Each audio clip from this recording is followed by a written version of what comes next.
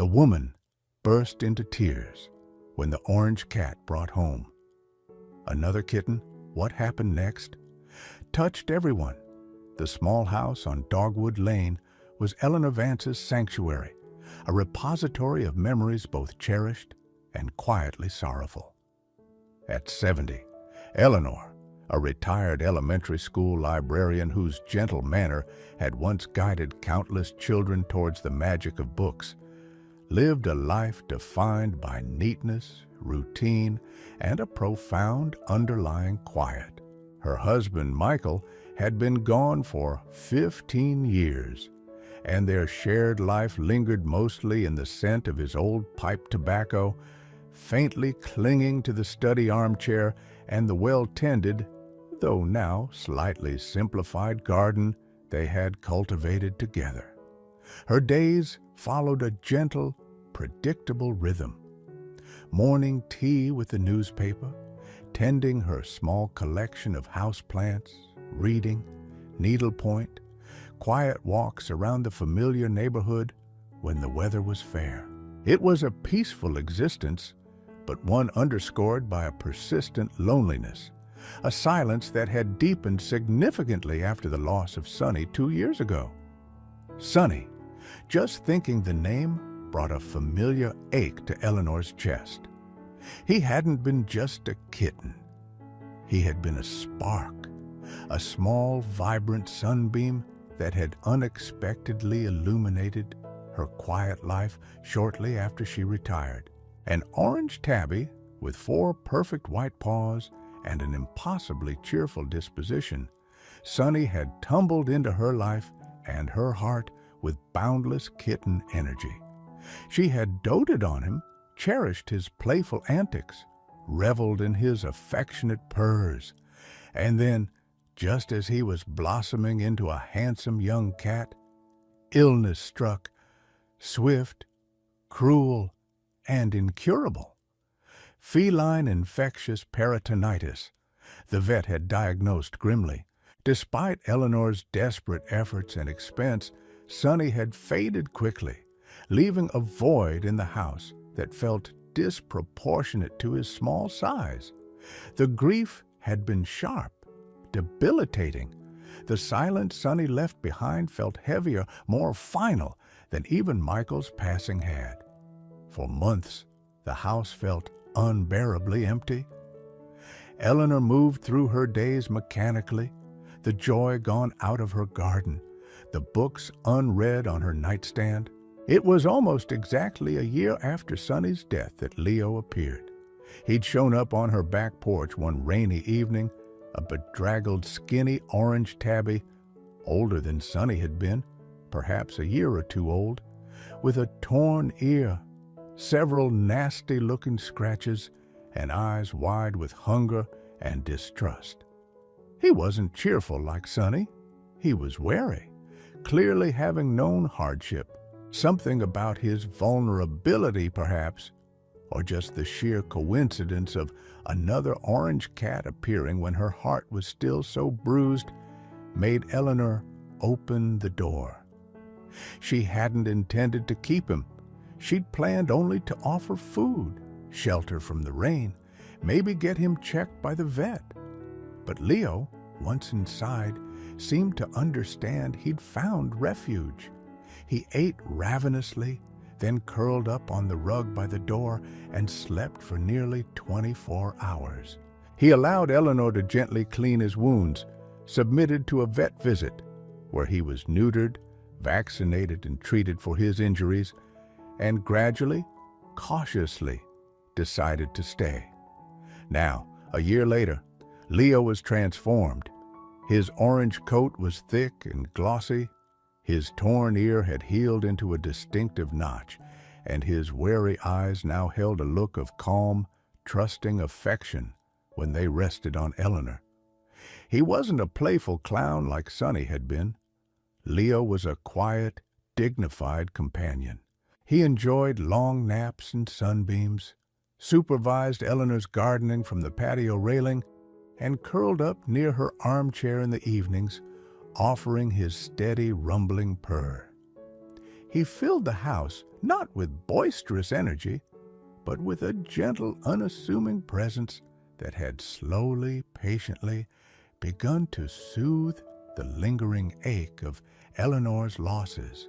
He wasn't a replacement for Sonny, nothing could be, but he was family, a warm heartbeat in the quiet house, and Eleanor was deeply grateful for his arrival. Their life together was calm, predictable, a quiet duet of shared solitude and gentle affection. A typical spring morning for Eleanor and Leo began with the soft sounds of the house waking up. Sunlight streamed through the east-facing kitchen window, illuminating dust motes dancing in the air. Leo, who usually slept curled on the braided rug at the foot of Eleanor's bed, would stretch languidly, hop down, and pad silently into the kitchen, letting out a soft, demanding chirp as Eleanor measured coffee grounds into the filter. "Good morning, Leo," Eleanor would greet him, scratching him behind his notched ear as he rubbed against her ankles. "Ready for breakfast, are we?" While the coffee brewed, she'd fill his bowl with his preferred kibble, adding a small spoonful of wet food as a treat. Leo ate with quiet dignity, unlike the starving stray who had first appeared on her porch. Afterward, he'd often settle on the windowsill above the sink to meticulously groom himself while Eleanor enjoyed her tea and toast, watching the birds at the feeder outside. Their days held a comfortable rhythm. If Eleanor worked in the garden, weeding the emerging perennials, pruning the roses, Leo would find a warm flagstone on the patio to observe her efforts, occasionally batting lazily at a passing butterfly. If she settled in her armchair to read, he would soon appear, hopping onto the adjacent ottoman or curling up on the rug nearby. He wasn't demanding of attention, but he liked to be present, a quiet orange shadow mirroring her movements through the house. He enjoyed his outdoor time in the fenced backyard, exploring the familiar territory, stalking imaginary prey in the tall grass under the old maple tree, or simply basking in the sun. Eleanor had initially been nervous about letting him out after his rough start, but he rarely ventured far and always came readily when she called him in for the evening, shaking the small bell on his collar. One mild afternoon in early April, Eleanor decided to tackle some much-needed tidying in the garden shed. She left the back door slightly ajar, knowing Leo liked to come and go as he pleased when she was home.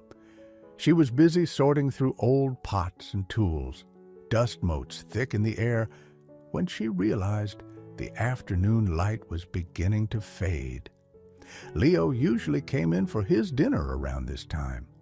She stepped out of the shed, brushing dirt from her hands, and called him. "Leo, supper time." Usually, he'd appear within moments, trotting across the lawn with his tail held high. Today, there was no immediate response. Eleanor frowned slightly, scanning the yard. She called again, louder this time. "Leo?" She heard a faint meow, but it sounded odd, higher-pitched than Leo's usual chirp, and it seemed to come from near the back steps. She walked toward the house, puzzled. As she reached the patio, she saw Leo standing just outside the slightly open back door. He wasn't alone. Huddled close behind Leo's sturdy orange legs, peering out with enormous, terrified blue eyes, still holding their kitten blue color, was a tiny, skinny creature. It was another orange tabby kitten, though its fur was dull, matted, and incredibly dirty. It looked impossibly small, trembling visibly in the cool evening air, pressing itself against Leo for warmth or protection. Leo looked up at Eleanor, then down at the trembling kitten hiding behind him, and let out another soft, questioning meow, as if presenting this unexpected arrival for her consideration. Eleanor stopped dead, staring. A kitten. A tiny, filthy, shivering orange kitten, apparently having followed her own calm, well-fed Leo right to her doorstep. She looked from Leo's familiar, trusting face to the wide, panicked eyes of the newcomer. Her heart gave a sudden, painful lurch. Shock, confusion, and a wave of something startlingly like fear washed over her. Where did it come from? And why was it here, shadowing her Leo? Eleanor stood frozen on the patio for a long moment, the scene before her, feeling utterly surreal. Leo looked up at her expectantly, then nudged the tiny kitten gently with his nose, as if encouraging it forward.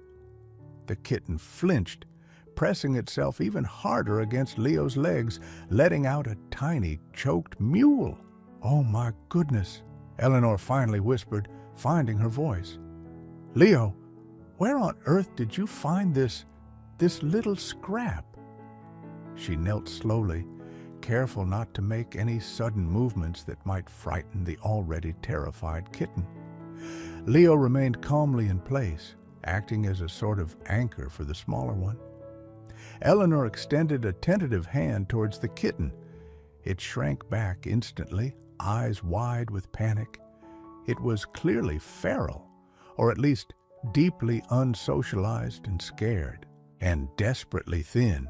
She could see its sharp little hip bones even through the matted fur.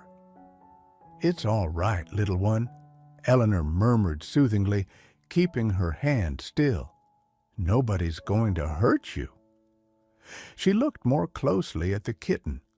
Orange tabby, yes, like Leo, but there was something else. The pattern of the faint stripes on its forehead, the way its ears were set, the shape of its tiny muzzle. It triggered a sudden, sharp pang of recognition so intense it made her gasp. Sunny. It looked achingly, impossibly like Sunny, her beloved kitten, lost 2 years ago. Not identical, perhaps. Memory plays tricks, and this kitten was filthy and starved while Sunny had been bright and well-fed. But the resemblance was overwhelming. The same shade of marmalade fur, the same intelligent shape to the eyes, though these were currently filled with terror, not Sunny's cheerful mischief. Even the faint suggestion of white fur on its tiny paws, just like Sunny's perfect white boots. Eleanor felt tears spring to her eyes, hot and unexpected. The grief she thought she had carefully packed away, smoothed over by time and Leo's gentle companionship, surged back with brutal force. Seeing this tiny creature so reminiscent of her lost Sunny felt like tearing open the scar tissue around her heart. It hurt. It hurt more than she could have imagined. Leo chose that moment to meow again, a soft, insistent sound, nudging the kitten towards Eleanor's outstretched hand. It was as if he were saying, "See, she's safe. She helped me." Taking a shaky breath, Eleanor focused on the immediate need. This kitten was cold, hungry, and terrified. Whatever painful memories it evoked, it needed help. "Okay, Leo," she whispered, her voice trembling slightly. "Okay, let's get your little friend inside." Scooping up a kitten this frightened wouldn't be easy. She rose slowly and went inside, returning a moment later with a soft towel and a small dish containing a spoonful of Leo's salmon pâté. Maybe the smell would tempt it. She placed the dish just inside the open doorway. She spoke gently to Leo. "Can you bring him in, boy? Show him it's okay?" Leo seemed to understand. He walked calmly through the doorway, glanced back at the kitten, and then went over to the food dish, taking a small lick himself before looking back expectantly. The kitten hesitated for a long moment, shivering, its eyes darting between Leo inside and the perceived safety of the outdoors. The lure of food and the presence of the larger, calmer cat finally seemed to win. It took a tentative step inside, then another, finally creeping towards the food dish, still trembling. Eleanor slowly, quietly, slid the patio door almost closed behind it. The kitten immediately flattened itself to the floor at the sound, but Leo calmly began eating, and after a second, the kitten darted forward and began gobbling the pâté with desperate speed. Eleanor watched them, her heart a confusing mix of sharp pain and nascent tenderness. It felt like a ghost had just walked into her house. Sonny's ghost, in the form of this tiny, dirty, terrified scrap of fur. Leo, her steady companion, had brought an echo of her past grief right to her doorstep. She didn't know if she could bear it, but looking at the fierce hunger in the kitten's eyes, the way it pressed close to Leo as it ate, she knew she couldn't possibly turn it away. The echoes were painful, yes, but they were echoes of love after all, and love, in whatever form it arrived, deserved shelter. The tiny new kitten. Eleanor found herself thinking of him as Flicker, for his skittish, darting movements and the way he seemed like a small, uncertain flame in the quiet house. Spent his first hours huddled in the darkest corner he could find behind a living room chair, refusing to emerge even for the lure of more food.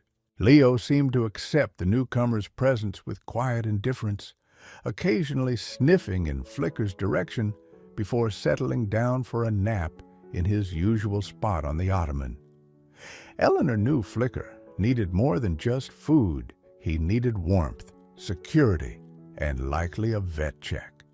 But catching him was going to be difficult. She decided to wait, letting him acclimate slightly, hoping hunger or Leo's calming presence might coax him out. She placed a shallow bowl of water and a small dish of kitten-appropriate wet food, retrieved from a just-in-case stash she'd kept after Leo's arrival, near the chair where Flicker was hiding, then settled into her own armchair with a book, trying to project an aura of calm. Hours passed. Leo napped. Eleanor read, though her thoughts kept straying to the small, hidden creature. The grief for Sonny was still a raw ache, brought sharply back into focus by Flicker's uncanny resemblance. Part of her wanted to scoop up the kitten, hold it close, pretend it was Sonny, returned by some miracle. Another part wanted to shield her heart, afraid of facing that depth of loss again should something happen to this fragile newcomer. Could she risk it? Did she even want to? Late that evening, hunger finally overcame fear. Flicker crept out cautiously from behind the chair, snatched a few mouthfuls of food, drank some water, and darted back into hiding. It was progress, however small. The next morning, Eleanor decided she needed to get Flicker properly checked out. She managed to gently corner the kitten behind the chair using a soft blanket, scooping him up quickly before he could bolt. He struggled frantically in her arms, letting out terrified hisses, his tiny claws extended, but he was too small and weak to put up much of a fight. Eleanor held him securely but gently, murmuring soothing words, stroking his back until the trembling subsided slightly. He was undeniably tiny, likely only 5 weeks old, severely underweight, and his fur was crawling with fleas. He needed immediate care. Eleanor bundled him securely into a cat carrier, Sonny's old one, stored away in a closet, another pang, and drove him to Dr. Adams, the same kind, sensible vet who cared for Leo. Dr. Adams confirmed Flicker was malnourished and dehydrated, likely orphaned or separated from his mother recently. He treated him for fleas, gave him fluids, dewormer, and a thorough checkup. Thankfully, Aside from his poor condition, he seemed free of obvious infectious diseases, though it was too early for definitive tests. "He's a lucky little guy you found him when you did," Dr. Adams said, handing Eleanor some high-calorie kitten food and instructions for care. "Needs lots of warmth, small frequent meals, and patience. He seems pretty traumatized." Back home, Eleanor set up a temporary sanctuary for Flicker in the spare bathroom, similar to how she'd started with Leo. A warm bed, food, water, a small litter box. She knew introducing him directly to Leo's established territory too soon could cause stress for both cats. Flicker immediately hid in the bedding, refusing to come out. Eleanor sat on the floor outside the bathroom door that night. Leo settled quietly beside her, listening to Flicker's occasional distressed mews from within. The decision weighed heavily on her. Keeping Flicker meant facing the echoes of Sunny every day. It meant opening her heart to the possibility of loss again. It meant disrupting the quiet equilibrium she had finally found with Leo. But then she thought of Leo, the stray she had rescued, who had brought such quiet comfort to her life. He had appeared when she was grieving Sunny, almost like a balm. And now Leo had, in his own way, brought Flicker to her door. It felt significant, not like a replacement for Sunny, but perhaps like a continuation, a second chance offered by the universe, facilitated by the gentle cat already sharing her life. She remembered the intense joy Sunny had brought her, brief though it had been. Could she deny herself, or this tiny kitten, the possibility of that kind of connection again? Looking at Leo, purring softly beside her, as if sensing her turmoil, she made her choice. "Okay, Leo," she whispered, stroking his smooth orange fur. "Looks like we have a new family member." She would keep Flicker. She would give him the warmth, safety, and love he desperately needed. She would face the echoes of her past grief head on, hoping that nurturing this new life, so reminiscent of the one she lost, might finally help heal the oldest wounds in her heart. It was a risk. Loving again after loss always is, but looking at the closed bathroom door, behind which a tiny life depended on her, it felt like a risk worth taking. Introducing Flicker to the household and to Leo required patience worthy of a saint, Eleanor soon discovered. For the first week, she kept Flicker confined to the spare bathroom, allowing him to acclimate in a safe space while getting used to the sounds and scents of the house and of Leo from a distance.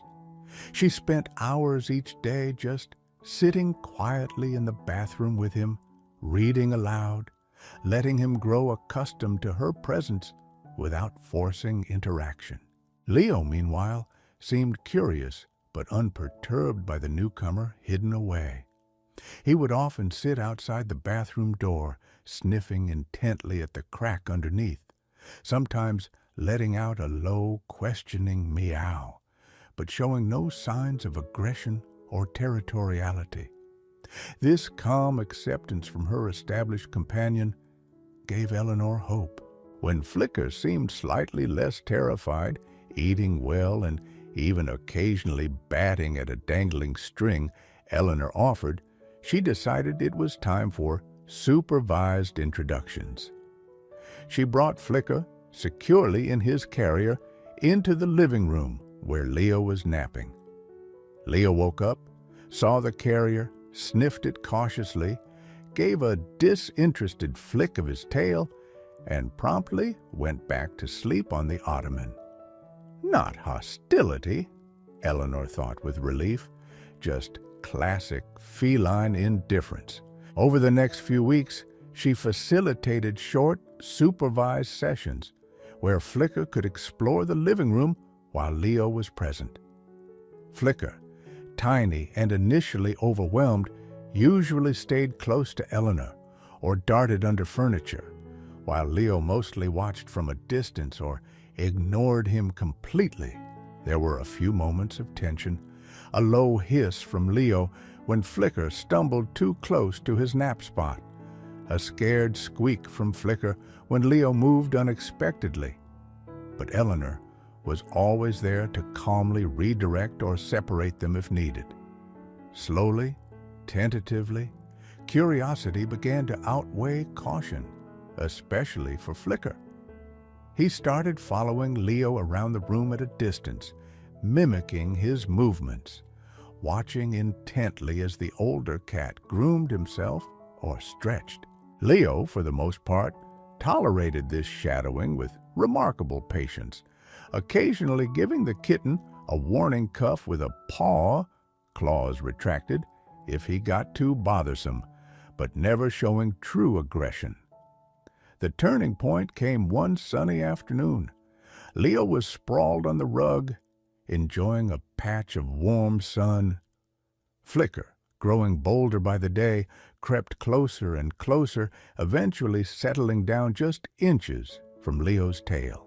Leo opened one eye, regarded the kitten for a moment, seemed to sigh internally, and closed his eye again. After a few minutes of peaceful coexistence, Flicker tentatively reached out a tiny paw and batted gently at the tip of Leo's twitching tail. Leo's tail stopped twitching. He opened both eyes, looked back at the kitten with an expression of mild annoyance, then, instead of swatting him away, simply rested his head back down. Flicker, emboldened, snuggled tentatively closer, tucking his small body against Leo's warm flank. Leo allowed it. Soon, both cats were asleep, curled near each other in the sunbeam. Eleanor watched from her armchair, her heart swelling with quiet joy. Witnessing this acceptance, this budding tolerance between her rescued companion and the tiny echo of her past loss, felt like a profound moment of healing. From then on, the dynamic shifted. Leo became Flicker's reluctant role model and protector. He started allowing Flicker to follow him more closely, occasionally engaging in brief, gentle wrestling matches initiated by the energetic kitten. Eleanor even witnessed Leo grooming Flicker's head a few times, a gesture of acceptance that made her eyes mist over. Flicker, thriving under Eleanor's care and Leo's tolerance, blossomed.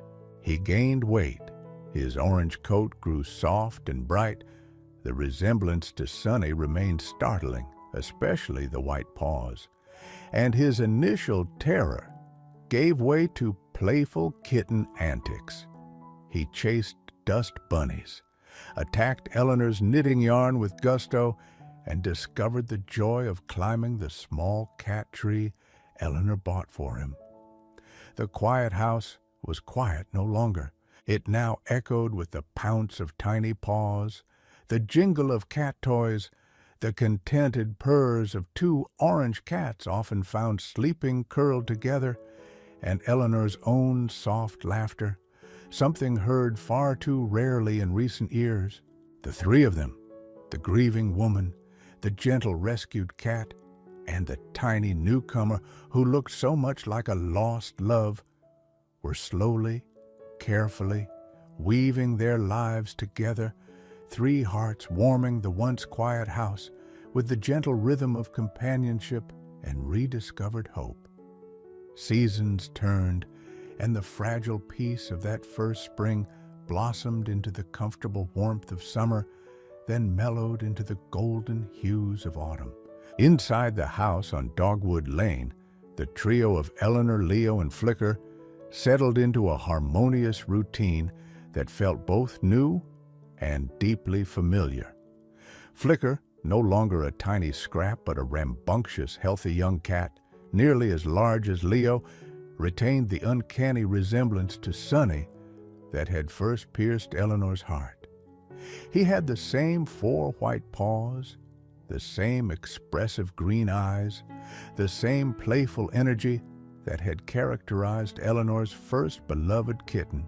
But he was also distinctly himself, perhaps a bit more cautious than Sonny had been, a trait likely learned during his rough start, yet possessed of a deep, trusting affection for Eleanor, and a clear hero worship for his older companion, Leo.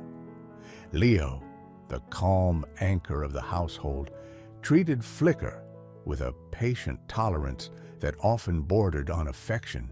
He still maintained his dignified reserve, but he allowed Flicker to snuggle close during naps, endured his playful ambushes with only mild token protests, and occasionally engaged in mutual grooming sessions that always left Eleanor feeling deeply moved.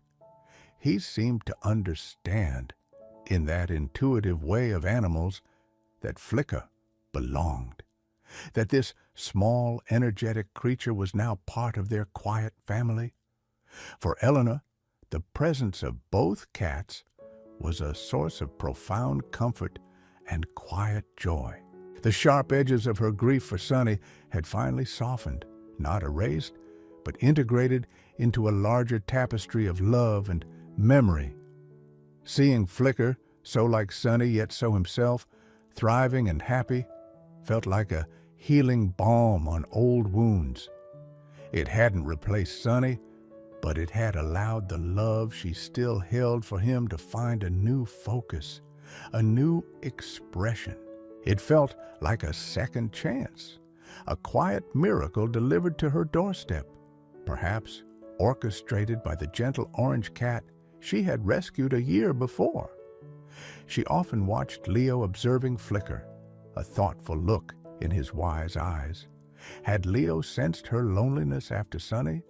Had he recognized something familiar or needy in the stray kitten he'd encountered and allowed it to follow him home? Eleanor would never know for sure. Anthropomorphizing felt foolish, yet the sequence of events felt too meaningful to be pure coincidence. Leo had come to her when she was grieving Sonny. Then, seemingly through Leo, Flicker had arrived, an echo of Sonny, completing a circle of healing. "You knew, didn't you, boy?" she sometimes whispered to Leo as he purred beside her chair in the evenings. "You knew I needed him." Leo would just blink slowly, perhaps nudge her hand with his head, offering his steady, quiet affection without revealing any secrets. Eleanor realized that Leo was more than just a cat she had rescued. He was a companion, in the truest sense, an intuitive friend who had not only filled the void in her quiet house, but had also, somehow, facilitated a deeper healing. He had been a bridge from past sorrow to present joy. He hadn't just accepted Flicker, he had, in his own feline way, seemingly presented him an offering that allowed Eleanor to love again without reservation. The house on Dogwood Lane was no longer silent. It hummed with the contented purrs of 2 orange cats, the soft patting of paws, the occasional skitter of a chase, and Eleanor's own quiet laughter. The shadows of past losses were still there, acknowledged and respected, but they were now balanced by the bright, warm presence of new love and enduring companionship. Leo, the rescued stray, and Flicker, the unexpected echo, had together mended the broken pieces of her heart, proving that even after the deepest sorrow, life could offer unexpected grace, and that sometimes the most profound healing comes on quiet pause, carrying the gift of a second chance. Leo was, Eleanor knew with certainty, far more than just a cat.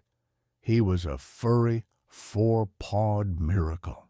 Tiny stray kitten wobbled over to me and stopped at my feet, as if asking to be adopted. How does a tiny, starving kitten survive the harsh city streets against all odds? You'll root for little Ash as he searches for safety, but just when you think he's found refuge with kind Mrs. Eleanor, discover the unexpected detail about that fateful night that reveals his rescue wasn't quite the simple miracle it seemed. Subscribe, like, and listen to the full story to uncover the twist. The world was a cacophony of grinding metal and shuddering vibrations that seemed to shake the very marrow in his tiny bones. Darkness pressed in, thick and suffocating, smelling of damp earth, decay, and something sharp, metallic. He was wedged tight, his small gray furred body trembling uncontrollably between cold, unyielding surfaces. One moment, he'd been sniffing hopefully at a discarded crust near the curb. The next, a monstrous roar had filled the air.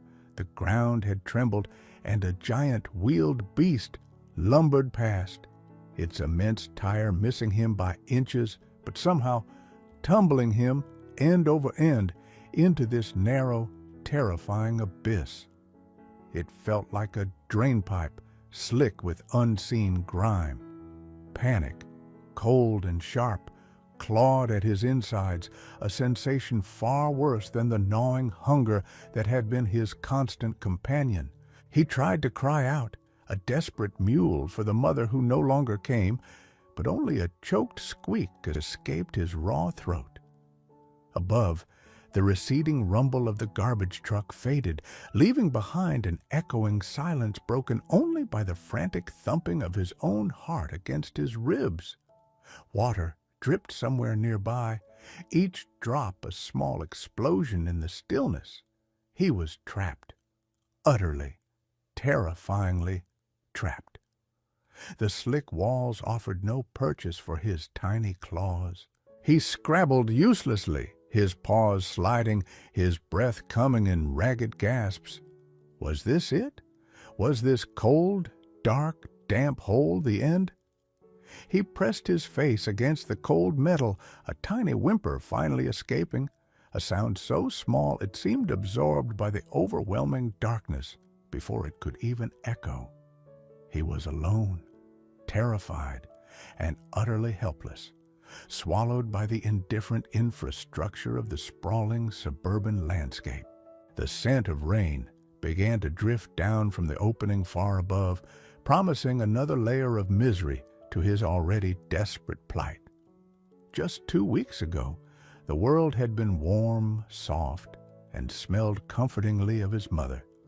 He and his 2 siblings had been nestled in a hidden burrow beneath the thick roots of an old oak tree at the edge of Maple Creek Nature Preserve, bordering the quiet suburban streets of Oakwood Hills, Illinois.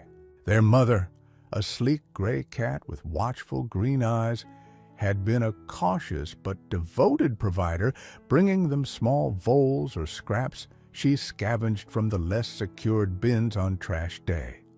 He, the smallest of the litter, but the most adventurous, remembered the feeling of her rough tongue grooming his fur, the rumbling purr that vibrated through them all as they nursed. Then came the storm, not just rain, but a violent, swirling tempest with cracking thunder that shook the ground and lightning that flashed white, momentarily illuminating their panicked huddle. Wind howled through the trees, ripping leaves and branches. Their mother had gone out hunting just before the worst of it hit. She never returned. After the storm passed, leaving a sodden, debris-strewn landscape, the familiar scent marker she used near their den was gone, replaced by the alien smell of disturbed earth and snapped wood near where a large branch had fallen. Hunger, sharp and demanding, eventually drove the 3 kittens out. His siblings, slightly larger and bolder, had quickly latched onto a group of slightly older feral cats near the creek bed. Finding a semblance of belonging, in their rough-and-tumble society. But he was hesitant, smaller, and easily intimidated. He'd been pushed away from scraps, hissed at, swatted.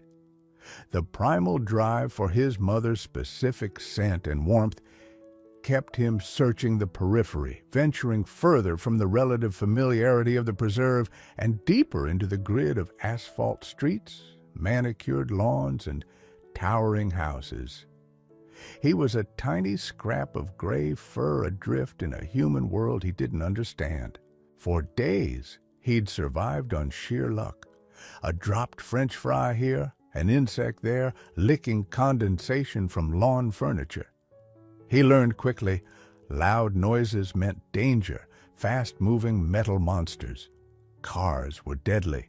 Some humans shouted and waved arms aggressively, others ignored him completely.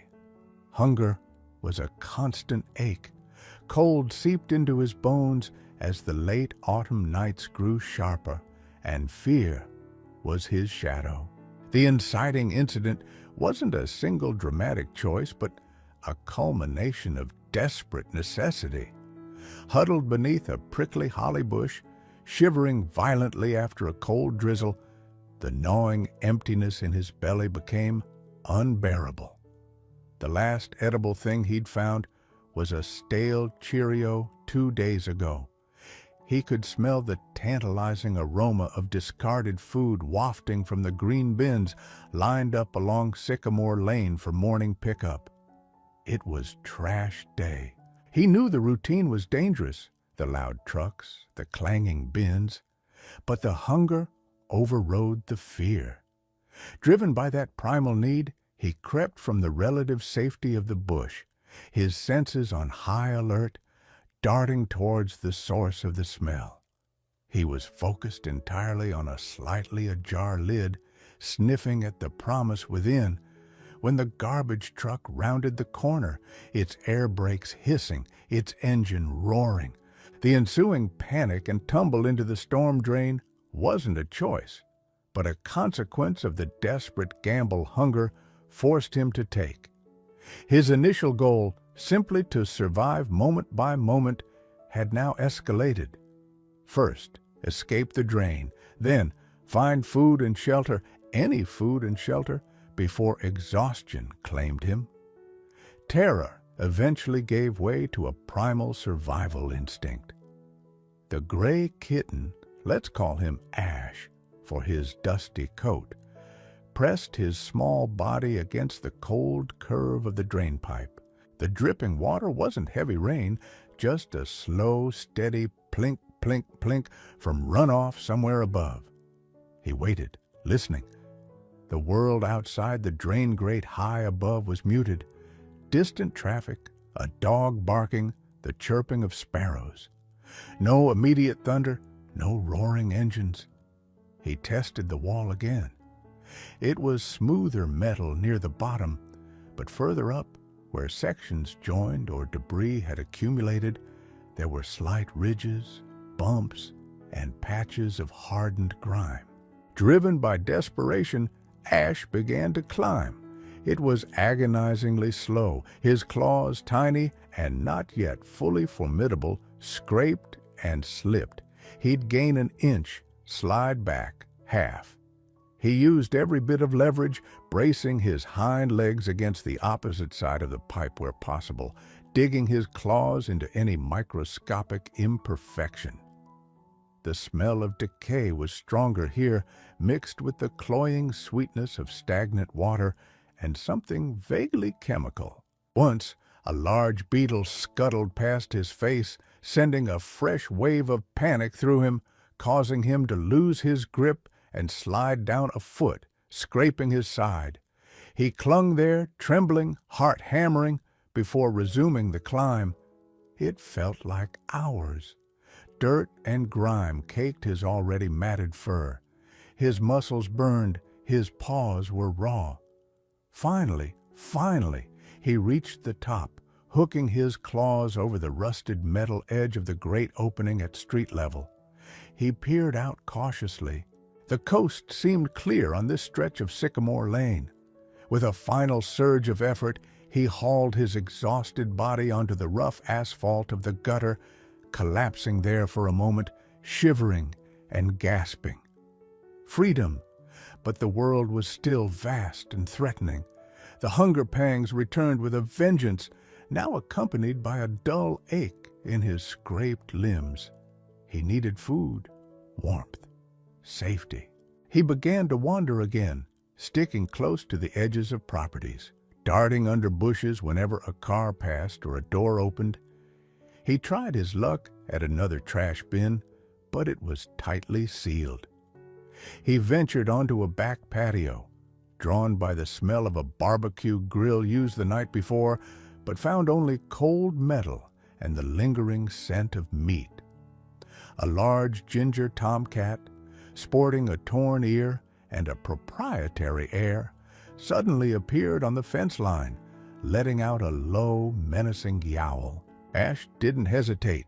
He flattened himself and scurried away as fast as his trembling legs could carry him, the tomcat's hiss echoing behind him.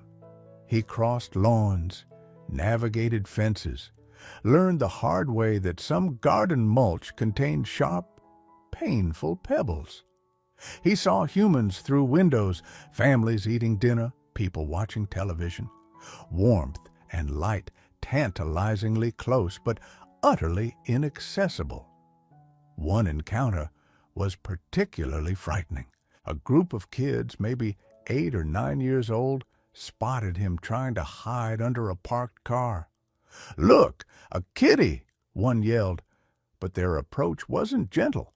They stomped, shouted, and one boy threw a small rock that landed alarmingly close, sending Ash bolting across the street, narrowly avoiding an oncoming SUV that honked angrily.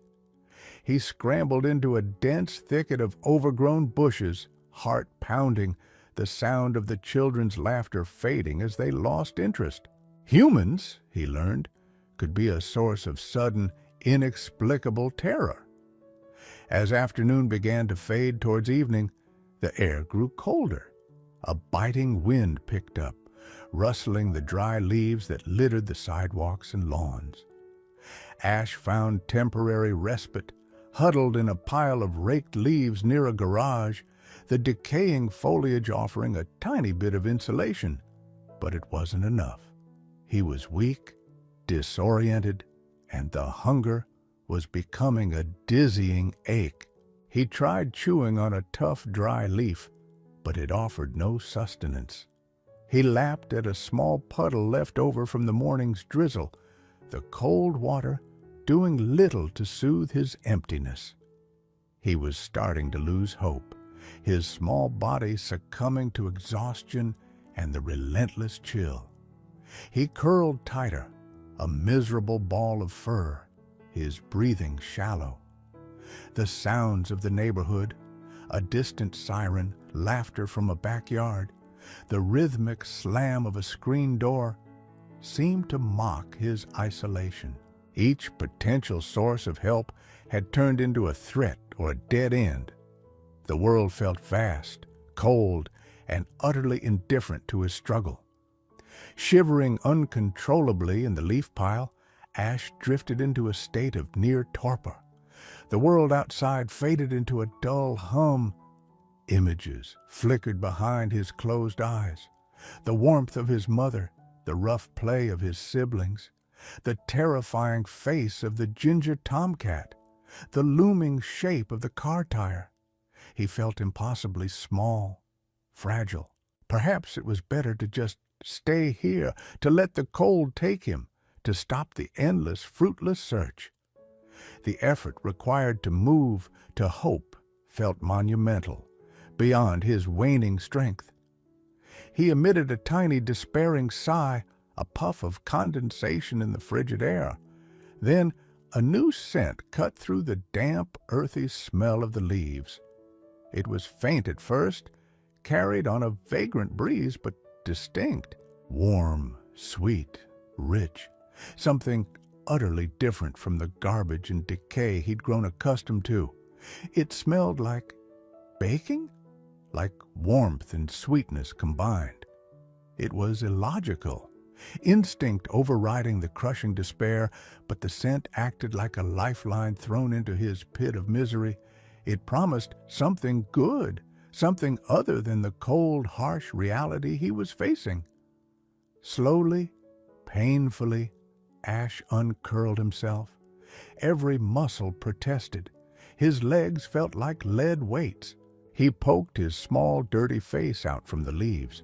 Across the street and 2 houses down, a porch light flicked on, casting a welcoming yellow glow against the deepening twilight. He could see the source of the light, a modest, well-kept bungalow painted pale blue with white trim. And sitting on a cushioned wicker chair on the front porch was a figure. An elderly woman, her hair a soft halo of silver under the light, was holding a steaming mug. Beside her, on a small table, sat a plate. Even from this distance, the source of the tantalizing aroma became clear. Cookies. Freshly baked cookies. The woman wasn't moving much, just sipping from her mug and gazing out at the quiet street. She looked calm, still. Unlike the noisy children or the hurried adults he'd encountered, there was an aura of peacefulness about her that was as compelling as the scent of the cookies. This was the turning point. It wasn't a conscious decision formulated in complex thought, but a profound shift driven by the extremity of his situation and the sudden, unexpected beacon of potential safety and sustenance. He had been reactive, fleeing danger, scavenging passively. Now, seeing this calm figure, smelling the impossible sweetness, a different instinct surged. The instinct to seek help, to make a direct appeal, however futile it might seem. He had faced indifference and hostility from humans, but the alternative was freezing to death alone in a pile of leaves. The risk of approaching this still figure seemed, in his desperate state, less daunting than the certainty of his current fate. Leaving the marginal shelter of the leaf pile felt like stepping off a cliff. The pavement was cold beneath his raw paws. The distance to the blue bungalow looked immense. He was exposed, vulnerable. Every shadow seemed menacing. Every distant noise made him flinch. But the warm yellow light and the scent of cookies drew him forward. He put one paw in front of the other, a slow, wobbling gait that betrayed his utter exhaustion. This wasn't just moving towards food, it felt like moving towards the only glimmer of hope he'd seen since losing his mother. It was a point of no return. He had ignored humans, fled from them, hidden from them. Now he was deliberately walking towards one, propelled by the last vestiges of his will to survive. He crossed the street, his tiny form barely visible in the growing darkness, aiming for the pool of light on the porch. The journey across the asphalt felt endless. Each crack in the pavement was a hurdle, each fallen leaf a potential tripping hazard for his weakened legs. Ash kept his eyes fixed on the porch light, a miniature lighthouse guiding him through the encroaching sea of night. The scent of baked goods grew stronger, mingling now with the faint, clean scent of laundry detergent that clung to the woman's clothes, perceptible even from the sidewalk. He reached the curb opposite the blue bungalow. He paused, hidden momentarily by the shadow of a large mailbox. He scanned the porch. The woman, Mrs. Eleanor Ainsworth, though Ash wouldn't know her name, hadn't moved. She took another slow sip from her mug, her gaze distant, perhaps lost in thought. He could see the fine wrinkles around her eyes, the gentle curve of her mouth. She didn't look threatening, but his past experiences screamed caution. The memory of the shouting children, the thrown rock, the angry hiss of the tomcat, they were fresh, painful. Fear warred with desperation. Stay hidden or risk everything. The wind gusted again, sharper this time, carrying the first stinging hints of ice. It cut through his thin, matted fur, making him gasp and shiver violently. That settled it. Staying hidden meant freezing. Moving forward offered a chance, however slim. He darted across the street, a tiny gray blur against the dark pavement, praying no headlights would suddenly appear. He reached the other side, his paws hitting the damp grass of Eleanor's front lawn. The grass was cold and wet, clinging unpleasantly to his fur, but it was softer than the asphalt. He pressed on, ignoring the discomfort. The porch steps loomed like a mountain range. Each one was nearly as tall as his shoulder. He gathered his strength, bunched his frail hindquarters, and managed a clumsy hop onto the first step. He nearly tumbled back off, but caught his balance with his front paws. He rested for a second, panting, before tackling the second step, then the third. Finally, he was on the porch itself.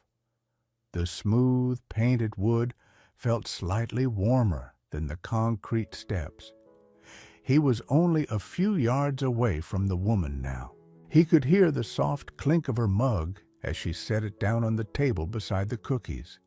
He could smell the warmth radiating from her, see the gentle rise and fall of her breathing. He froze again, unsure of the final move. Should he meow? Rub against the chair leg? What was the right way to ask for help from this strange giant creature? He took another hesitant step forward, then another. His legs were trembling so badly now it was hard to stand.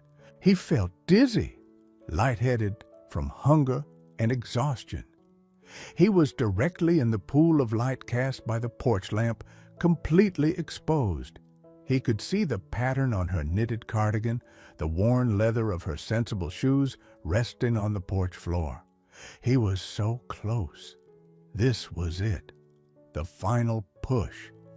He dragged himself forward, his tiny body swaying, each movement an agony. He felt as if he were moving through thick syrup. The world seemed to narrow down to this single point, the space directly in front of the woman's feet. If he could just reach it, maybe she would understand. He didn't know why he thought this specific spot was significant. Only that instinct propelled him there. It felt like the ultimate act of surrender, of placing his fate entirely in her hands. He staggered the last few inches, his vision blurring slightly. He finally reached his destination, bumping gently against the toe of her shoe. He stopped. He couldn't go any further. Lifting his head required a monumental effort, but he managed it, tilting his chin up towards the kind face looking down at him. His large, round eyes, clouded with exhaustion and fear, but holding a tiny spark of desperate hope, met hers. He opened his mouth, and this time a sound emerged. Not the choked squeak from the drain pipe, but a tiny, fragile, utterly plaintive mew. It was barely audible, weak, yet packed with all the suffering, loneliness, and longing for comfort that his small body contained. It was the sound of absolute surrender, a final plea whispered into the cold night air. Eleanor Ainsworth blinked, startled out of her reverie. She hadn't heard the kitten approach over the sighing of the wind. She looked down. There, caught in the golden glow of the porch light, was the most wretched, pitiable creature she had ever seen. A tiny scrap of gray fur, no bigger than her hand, caked with dirt, shivering violently, and swaying on legs that looked barely able to support its minuscule weight. Its fur was patchy and matted, its ribs visible even through the grime, but it was the eyes that caught her. Huge, luminous green eyes, wide with a mixture of terror and desperate appeal, looking directly up at her. And then came that sound, that fragile, heart-wrenching mew that seemed to tear right through the stillness of the evening. For a moment, Eleanor simply stared, her mind struggling to reconcile this sudden appearance with the quiet normalcy of her evening ritual. A stray? Here? So small, so obviously in distress. Her own loneliness, a constant quiet companion since her husband George passed away 3 years prior, seemed to momentarily recede, replaced by a sharp pang of empathy that constricted her chest. This little creature was fighting for its life, and it had somehow chosen her doorstep, her feet, as its last resort. Slowly, carefully, so as not to frighten it further, Eleanor leaned forward. "Oh, my goodness," she whispered, her voice soft and laced with concern. "Where on earth did you come from, little one?" Ash flinched slightly at her movement and voice, but didn't run. He was too weak, too invested in this last gamble. He just watched her, trembling, his tiny body braced for anything. Eleanor reached down, her movements deliberate and gentle. Her hand, weathered by age but still steady, hovered over his back for a second before lightly touching the matted fur. He trembled more intensely, but didn't pull away. He felt so incredibly small, so fragile, just skin and bones beneath the dirt. Her heart melted. The cookies, the cooling evening, her own quiet thoughts, they all vanished. There was only this tiny life shivering at her feet, looking up at her as if she were its only salvation. With infinite tenderness, she scooped him up. He weighed almost nothing. He gave a tiny squeak of surprise, but then instinctively pressed himself against the sudden warmth of her hand and cardigan. He could feel the steady rhythmic beat of her heart through the fabric, a comforting counterpoint to his own frantic pulse. He was being held. He was warm. For the first time in what felt like an eternity, a sliver of security pierced through the fear and exhaustion.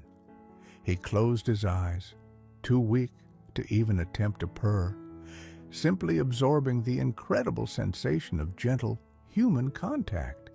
"You're safe now," Eleanor murmured, tears welling in her own eyes as she felt the desperate trembling subside slightly against her chest. "You're safe." She rose carefully from her chair, cradling the tiny bundle against her shoulder, and turned towards the warmth and light of her home. The central question, would the kitten find help, was answered. Help had found him. Inside, Eleanor's small, cozy living room glowed with the warmth of a low fire burning in the hearth. She carried Ash straight to the kitchen, laying him gently on an old soft towel she placed on the counter. First, warmth and food. She warmed a small saucer of milk, diluting it slightly with water, knowing pure cow's milk wasn't ideal, but it was what she had, and he needed liquids and calories immediately. She dipped her finger in it and held it to his mouth. Hesitantly, then ravenously, Ash began to lick, his tiny pink tongue darting out, the first real sustenance he'd had in days.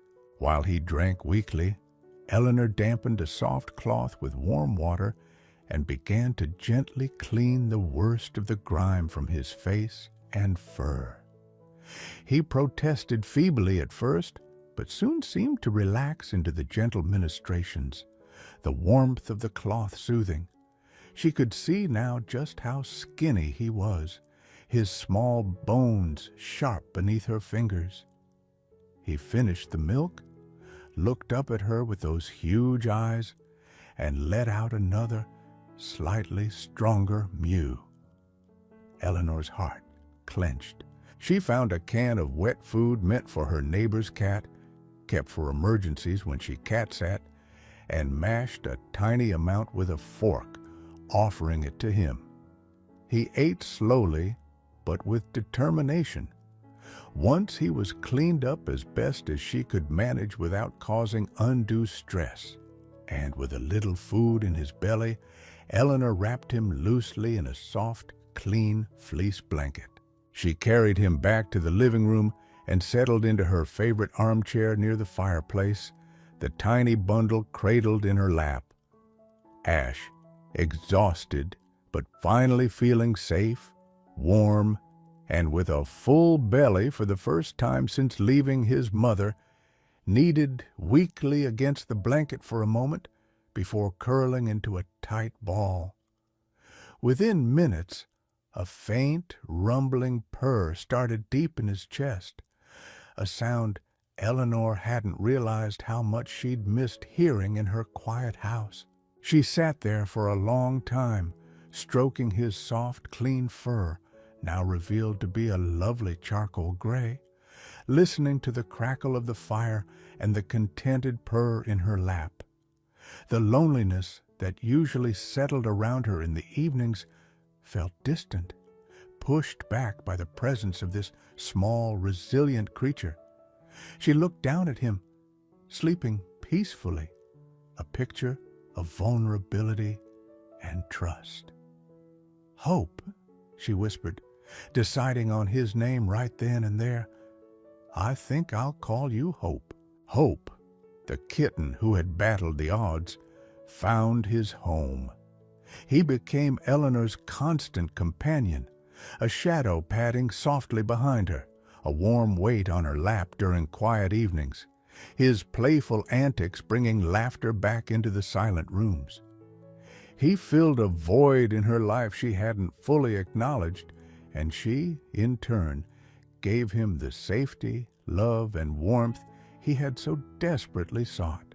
They had found each other in the twilight, two solitary souls brought together by chance and compassion, proving that sometimes hope arrives as a tiny, trembling kitten on your doorstep.